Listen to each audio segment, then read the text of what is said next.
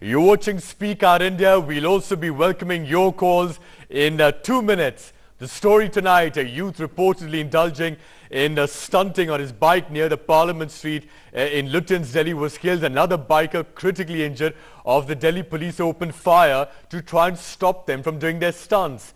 Now the incident happened near the tri-section of Ashoka Road around 2 a.m. on Sunday morning. Police also say that as many as 30 bikers were performing dangerous stunts when a PCR van chased them. The bikers fled the spot. They were soon spotted by another PCR van, but the bikers started pelting stones at the police. Sources also claim the police fired 2 rounds, one in the air and later a second one aimed at the tire of a biker in an attempt to deflate it. Now, since the bikers were still performing a stunt as the shot was fired, the bullet accidentally hit the pillion rider, Karan Pandey. The bike at that time was banking on its rear tire in a stunt, what the bikers call a wheelie. The man who Karan was riding pillion with, Puneet Sharma, was also injured in the firing.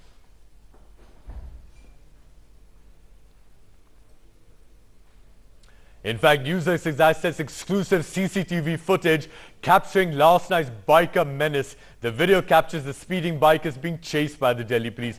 I will show you those pictures. You can see the speeding bikers performing stunts as they zoom past surveillance cameras. Delhi police maintains they chased the bikers from Windsor Place to the Ashoka Road intersection. Watch these pictures.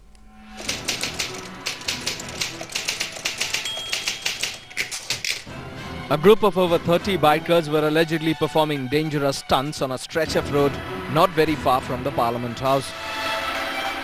A PCR van of Delhi police reached the spot after receiving a call. They confronted the bikers and chased them after they fled from the spot. The cops say the bikers pelted stones at them, injuring many policemen. But what happened next was startling. Police opened fire and a 19-year-old boy who was riding pillion on one of the bikes was killed and his friend injured. 18 वर्ष की उम्र के 2 लड़के emergency में लाए गए, जिसमें से एक ब्रॉड डेड था, दूसरा ने हिस्ट्री हमें जो प्रोवाइड करी है was a gun shot injury, दूसरे के को बाइज्जत मॉर्चरी में हमारी शिफ्ट कर दिया गया है. But the police has termed it as an act of accidental firing. They started pelting stones. In the process, PCR vans got damaged and PCR staff got injuries. And further, to prevent such incident, they fired on the tire of the bike, in which one pillion rider got the shot. Family of the boy who was killed is inconsolable. Police उन पर लाठी charge भी कर सकती थी, उठा के बंद भी कर सकती थी, कर रही से करी सजा दे सकती. गोली मारने का थोड़ी कोई वो किसी को हक है. आप किसी की सरकारी नौकरी मिल गई तो आप किसी की जान थोड़ी ले सकते हो किसी के बच्चे की. उन्हों के खिलाफ क्या क्या केस बनना चाहिए, उन्हों को बंद करना चाहिए. मेरे बेटे को मरवाने में किसका हक है? उन्होंने गोली किसके कहने पे मारी? We're standing at the Windsor Circle roundabout, the spot where one youth was killed and the bikers were performing stunts right in front of the Shangri-La Hotel. Police say they received a call at 1:30 a.m. that a group of 45 bikers were performing stunts. They also pelted stones at police, and they say that police personnel were also injured. And despite announcements being made by the PCR van and by the police officials, the bikers were not ready to leave the spot. The police claims that the bikers were moving around, creating ruckus in the city. But this is not the first time bikers have stormed Delhi's roads. There have been many other incidents where bikers have come out in large numbers on the roads in the capital. The political class divided over the police action. Bikers have been holding law and order to ransom. So far, the police have been guilty of keeping its eyes closed on such open defiance of law. है कि ये पूरी की पूरी घटना काफी गंभीर है, लेकिन ये जो घटना हुई जिसमें गोली चलाने की बात आई है, जिसमें कि मौत होने की बात आई है, इसकी जांच होनी चाहिए और इसमें क्या सच है, क्या झूठ है और क्या इसके पीछे का सच है, उसकी पुख्ता तौर से लोगों को जानकारी होनी चाहिए और जो भी दोषी हो उसके खिलाफ कार्रवाई हो. Whatever the netas say, the action of Delhi police has once again raised many questions. How can the Delhi police justify firing at unarmed citizens? Was firing the only way to control the bikers? And can the police get away by calling it an accidental firing? The chase in between Delhi police and the bikers are not at all a new thing for the people staying in New Delhi district. Delhi police senior officials are claiming that this act was done in self-defense. It was not at all to target the biker so that he can be dead. Bureau Report, News X. And tonight on Speak Out India, we ask you, is the Delhi police justified in firing at bikers? Can the police get away calling it accidental firing? Is firing the only way to deal with hooligan bikers? Is the police guilty of excessive use of force? We are pasting our number regularly there at the bottom of your screen. You can pick up your call and you can call us with your comments or put your questions to our guests we have with us in the studio. Dr. Vikram Singh, former Director General of Police of Uttar Pradesh. We also have Tina Sharma, social activist. Dr. Vikram Singh, does the police have to use guns in order to stop a bunch of bikers from doing stunts on their bikes? Please understand, Mr. Singh, that it is a law and order problem not pertaining to hardcore criminals. Even if you use force, every drill manual says warning, tear gas, warning, water cannon, warning, lathi, warning, rubber bullets, warning, and then firing. And when you fire, please take pains to ensure that you do not fire at vital parts. Okay, hold on. We're just going to come to this point about, what kind of force does the police use, but we have a couple of callers already. First of all, we have Arkit who's calling in from Jammu and Kashmir. Arkit, please go ahead. What would you like to say? Good evening, sir. Good evening. So, my question is that force is not justified in any case. You should not you should not shoot a person who is doing stunt on the roads. It's not justified by any means. My other question is that media is giving so much of limelight to this case. What about the case of BSF firing in Jammu and Kashmir, sir? All right. Okay, thanks for joining us. Just on the second point that you made, I think to be fair that, whenever there are violent incidents in your state, it also gets reflected in the news. Let's move on to, we have a caller from Nasik. Please identify yourself. What would you like to say? Hello. Yes, we can hear you. Go ahead. I'm Ashik from Srinagar. Actually, police is not behaving like policemen. They are behaving like gundas. And this was not such a problem, huge problem. They can be warned first. There was no need to fire at them. India should look in such matters. And yesterday's program, you were talking about 3 girl bands of Kashmir. I first of all salute the 3 girls that they have accepted that they were against Islamic acts. And for them, in my heart, respect has come up, not declined. All right, thanks for calling in. Let's stick to the topic at hand, though. Very quickly, before we go to Tina, Dr. Vikram Singh, you said there's a certain police procedure in terms of use of force. What was it again? Let's remind ourselves. First, they're supposed to do what? First warn, then use tear gas. Okay. First warn. Warn they did. All right, yes. Second step. But you seem to have jumped to the last step. I don't know what they did about the first 4 or 5. And then please understand that it was not against hardcore criminals. It was against people who were not criminals. Okay. They were absolutely... So you condemn the police action yesterday on the bike? I strongly question the act of the police in the sense that it was disproportionate to the use of force. It was not an appropriate use of force. Of course, Tina Sharma, the point is that the police claim that they did warn the bikers to stop doing their stunts, but obviously there's no question of using tear gas or water cannon because it was simply happening at the spur of the moment on Delhi roads at night. The PCR vans were involved. There's no question or time to bring any water cannons or tear gas shells, obviously. No, that's fine, but I think there's always a provision of, application of mind. It is totally a case of non-application of mind from police, which is, they are trained in so many manners, and I've been meeting sir very often, so I understand what is all, what is police had been doing and should do. So this is a clear case of non-violation of your powers, and somehow I understand that other things can be done because Delhi police has judicial powers also. They can seize the bikes, they can surrender their, they can probably, finally surrender their, they can make them surrender. The point over here being, here's a bunch of, bikers who were doing stunts and they were pelting stones as well. So that means that in a way they provoke the police, but you don't start shooting and killing them. See, that's the point. Yes, of course. Right? I mean, that's we should come to the point where the action, what action they have taken and what action, should have. Be proportionate. Yes, of course. All right. Okay, we have a couple of callers. Pankaj calling in from Ranchi. Go ahead, Pankaj. Actually, now just another story of just false story from the police. Yes. The police manual has clearly, as the guests are just telling us, is the right thing. First of all, they have to warn. But nowadays, police have not get the proper training, that is a psychological training, how to control the mob. All are lacking, and these are the things we have to be very clear in mind. Okay, Pankaj, I think you made an important point. Let me quickly put that to Dr. Vikram Singh, former DGP of UP. Dr. Vikram Singh, how is the beat constable trained, to deal with situations like that, where he may have to, deal with crowds, where he may have to deal with errant people or bikers in this case? What does the manual say? How are they trained, by the way? The police are trained in the basics and rudiments of being citizen-friendly, number one.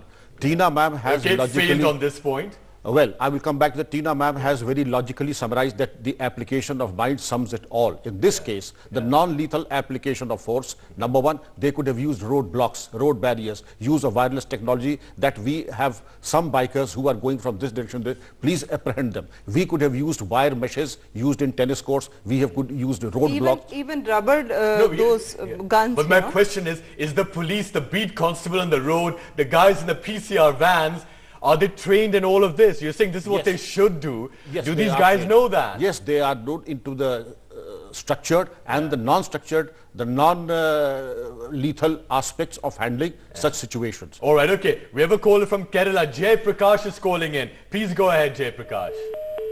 Line got cut. We have, I think, Ranjit, or are you Sanjeev from Ahmednagar? Please go ahead. Hello? Yes, Hello? Please go ahead. We can hear you. Good evening, sir. Good evening. Sir, my question is that the activity which is being... Hello? We can hear you. Please go ahead. Sir. The question is that the activity which is being Delhi police is being a false one. And the second question... Yes. The activity the guys which are doing all the nights which are having, they are riding the bikes there, and that activity should be stopped in a different manner. They're not firing that particular people on that particular bikes and getting their lives to be dead. All right. Okay, thanks for calling in. Usha Rao is now on the phone line. She's calling in from Bangalore. We can hear you now. Hello. Yes. Unruly bikers are increasingly becoming a menace on our roads, not just in Delhi but other cities as well. These youngsters endanger not only their own lives but also the lives of others on the road. Yeah, and is this what you're finding in Bangalore as well? But in this particular case, the police were certainly not justified in firing and killing one of them. That's going too far. I think the police cannot get away by saying it was an accidental thing. Nobody is going to buy that theory. And I think our policemen are increasingly becoming trigger happy, which is a very dangerous... Usha Rao, you were complaining just now that this biker menace is happening not just in Delhi, but in other cities as well. Does this include your city? Bangalore, is this, have you seen this sort of... It is a menace even here, youngsters are seen on the road, trying out all sorts of stunts on the road, and which has to be punished, but not, going to the extent of killing them, certainly not. Yeah, all right, thanks for calling in. Tina Sharma, we've established, or at least the consensus seems to be in this panel and amongst our callers as well, the Delhi police used excessive force yesterday. Yes. Right? But the point is, let's look at the other side of the story, which is that they're doing dangerous stunts, albeit at night when the traffic is very low. And second, they were pelting stones at the police when they were asked to stop. I think this could be, I have discussed with so many people, there should be a forensic report on this, and there should be a legal, there should be some commission being set up on this, so that we can come out with the conclusion where, police stands and what they've done. So somehow I feel that, the commission should inquire what is the act all about, and then we should talk about, because I think that Gold Khana and where this incident happened, there's no stones. So I could only say that police might be making story. That's an interesting point. We're talking about Central Lutyens Delhi Road. There's no stones. Where were those stones? No. The police is claiming, Dr. Vikram Singh. Might be later they planned something. The police claims that the bikers are throwing stones at the police. Where did those stones come from? Please understand, Mr. Singh, a stitch in time saves nine. This is not the first time that the bikers came in Yes. Delhi. This is at least the fourth occasion in the last 2 months. Yes. A stitch in time saves nine. And from the video footages, CCTV footages, you could have identified the bikers, confiscated the licenses and the two-wheelers. Yes. These boys are in love with their two-wheelers. But the fact is the Delhi police is justifying or partly justifying his action, saying that these boys were throwing stones at them. I think it's a pertinent, practical question. Yes. In Goldakhana, Ashoka Road, and we're all familiar with that of area, course, with that where are the stones to throw at the police? Where there's a will, there's a way. I mean, I'm speaking from the back of my come experience. on, I mean, even if there are no it's a story stones, made after stones are created by demolishing boundary walls, creating them, digging them Whatever. out, beg, borrow, steal, get the stones. I mean, Come on, I mean, these boys, we've even seen from the CCTV footage, on their I bikes, think would they be getting off, then going to a boundary wall, then demolishing it, then finding stones? Is that the best way of dealing with these kind of gangs are not the first time, happening on the roads. I think Yeah. they've been earlier, even a week ago, I mean, we saw something on the channels only. There were bikers in the CP area and they've been doing stunts. Yeah. So what is the only question is why Delhi police is so unprepared? Why they come up with the thoughts where they only shoot or they go to the extremes? So why they're not very prepared with the things? Right, all right. And we're where is expecting your law and calls. order? We're inviting our viewers to call in with their comments or questions to our guests. We have Jagdish who's calling in from Gurgaon. Jagdish, please go ahead. See, I think it's easy to blame the police. I think we have to empower our police force. And in my view, it may sound very inhuman, but I think the police has done the right thing. You don't have to, you have to worry about the safety of other travelers also. These bikers, they are not only putting the police in danger, they are putting life of other pedestrians, other travelers on the road also in danger because yes, Jagdish, I think you made a valid point. In fact, we had another caller a few minutes ago who also made the same point. Yeah. Hello, I'm Bali from Delhi. Yes, Arvind from Delhi calling in. Yes, hello, good to have you on the show. What would you like to say? Actually, the police is incorrect in taking this.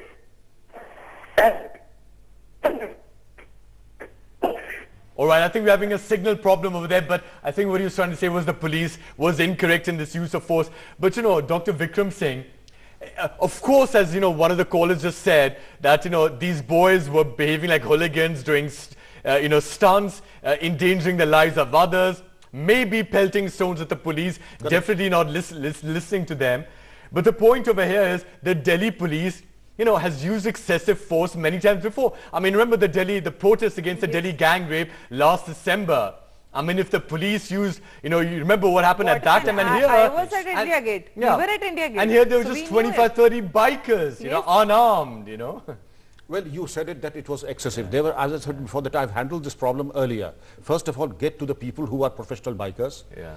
Get to the licenses, confiscate the licenses of the two-wheelers, identify the ringleaders. And take bonds from their parents, probably. Indeed, get them. And this is, in fact, a hormonal increase in our teenagers. We get them. You have biking displays on 26th January, 15th of August. Why not use this talent and, in fact, channelize it in the appropriate direction, have their competitions. They should put an application to the police commissioner asking for areas where they can showcase their talents. The police can have competition of various schools and groups. In fact, that is the way to channelize the sport. This is an established sport. So maybe there should be a designated area where bikers who want to try their tricks can go out and do it in the city somewhere. Jay Prakash is now calling in from Kerala. Please go ahead. Hello. Yes, please go ahead. We can hear you. I'm Jay Prakash from Kerala. What I feel is that Delhi police has done the correct thing. Because there should be a deterrent that those who are, whether you call them rogue riders or bikers, they are really a nuisance to the public. And they should be controlled at any cost. And what the Delhi police have done, I really Yeah, but bikers may be doing stunts and you got to control them. I think most people are calling in on our panel today agree with that, but you got to use a gun. You got to kill somebody to control it.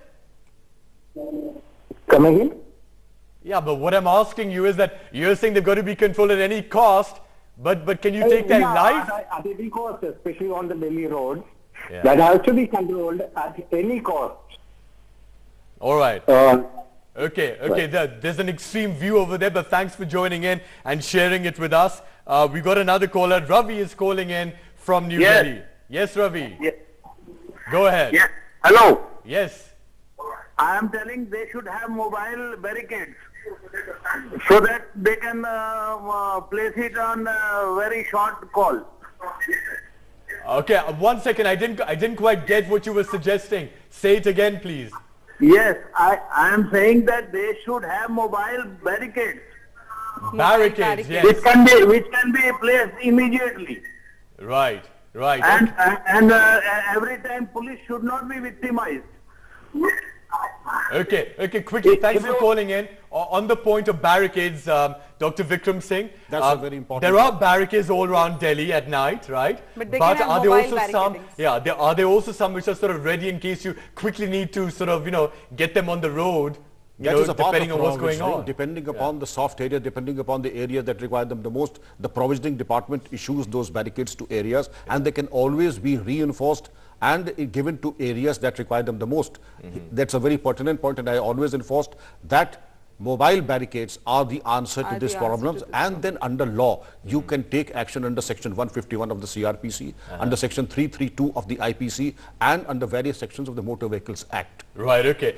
Tina, let me just ask you, now that it looks like the police may have used or probably has used excessive force on these bikers, what do you think should happen to the policemen concerned? Is anything going to happen? I think we should the only thing to find the solution for it. There should be a case of murdering somebody on the police, and there should be a proper inquiry on the policeman. And I think right now we even don't know that who's the guy who's fired. You're saying a murder charge, but the point of it is, remember, the police is saying that they wanted to fire at the tire of these bikers to puncture it, but accidentally, because they were doing a stunt, the bullet went and hit, or that's what the police is saying anyway. It hit the back of the pillion rider and he was killed. Yeah. So I don't know whether murder charge could be established, but Dr. Vikram Singh, perhaps it could be, what do you think, murder charge or some other lesser charge at least? I would tell you, first of all, you should understand that hitting a moving target is no joke. Yeah. There's a part of all shooting practices, all target practices. And they have a practice. And there's a lesson known as Durust Shist ke Kaide, which is a part of the firing practice of all individuals in the police, from constable right up to IPS ranks.